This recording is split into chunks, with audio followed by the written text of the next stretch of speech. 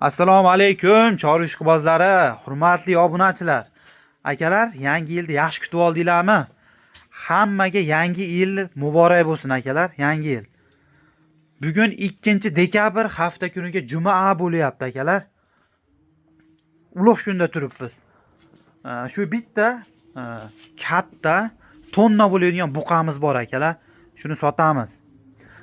Etlari zo'r mana, ko'ringlarchi, go'lishten semirmaydi deydiganlar jo'natib qo'ying, qaranglar, etini. Hali yem yemasidan, xudo xolasa. Hali bu 2 yashar bo'lsa nima bo'ladi endi?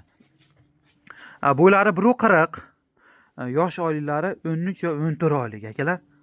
13 yo 14 oylik, etlari zo'r holatda. Tonna qilaman desalar ham bo'laveradi, zot olaman desalar ham bo'laveradi. Tikka tuyoq, sementalda yashab tikka tuyoq, baquvvat. Shoxlari to'qol.